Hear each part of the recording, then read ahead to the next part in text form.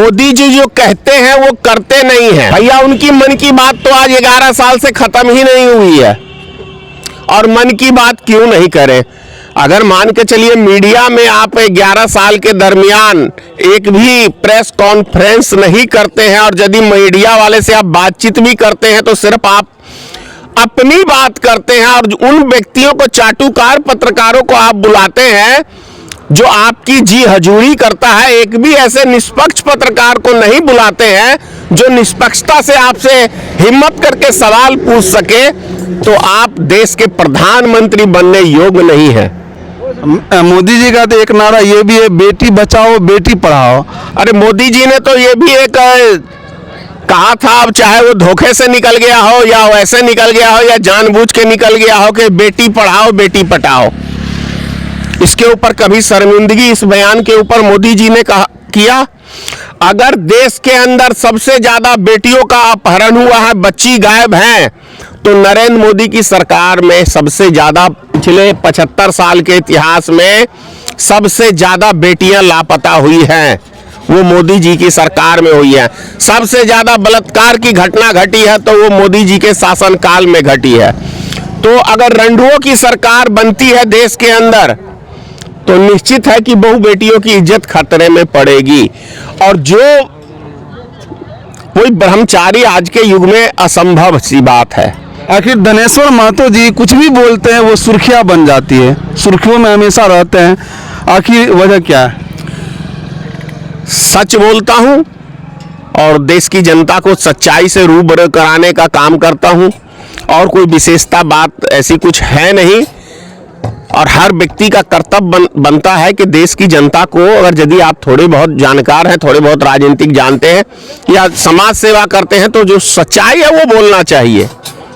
झूठ फरेब से ज्यादा दिन आप किसी को बेवकूफ नहीं बना सकते। 2 बार मोदी जी ने बना के लिया ना पूरी सत्ता, तीसरी बार जान गई। अब तो ईवीएम का कमाल है, ईवीएम का कमाल है, ईवीएम का कमाल है। निर्वाचन आयोग यदि किसी देश के राजनेता के प्रति एक तरफा काम करने लगे तो ये देश का दुर्भाग्य है। एनडीए वाले कहते हैं जब हमारी जो हम लोग जब जीतते हैं तो उसके बाद जो है इंडिया गठबंधन वाले जो बार बार आरोप लगाते ईवीएम पर, और झारखंड में भी जीत हुई है और महाराष्ट्र में भी जीत। मैं बता रहा हूँ, छोटे मोटे राज आप छोड़ दे रहे हैं तो ये अलग सी बात है। महाराष्ट्र में कहीं कोई लहर नहीं थी। एक गांव के अंदर अभी एक गांव का आदमी पूरा विरोध कर रहा है, उसने टोटल एक वोट कांग्रेस पार्टी को वहां पे दिया है। वहां पे एक वोट कांग्रेस का नहीं है, सब भाजपा में तब्दील हो गया। तो गांव वाले हल्ला कर रहे हैं। क्यों हल्ला कर रहे हैं भाई?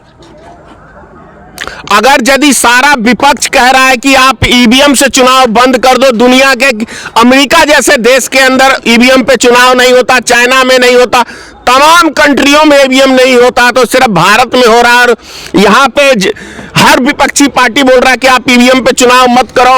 लाल कृष्ण आडवाणी ने सबसे पहले ईवीएम पे आवाज उठाया, दूसरा आवाज नरेंद्र मोदी का था। तो यदि आज सारा विपक्ष कह रहा है कि आप ईवीएम से चुनाव बंद करा दो, तो आप ईवीएम से चुनाव क्यों करा रहे हो? सिंगल एक भाजपा ईवीएम के समर्थन में है, क्योंकि ईवीएम से आपको राजनीतिक फायदा हो रहा है। यानी आपका कहना है जो महाराष्ट्र में जो जीत हुई, प्रचंड जीत भाजपा की, महाघोटाला है, वो महाघोटाला है।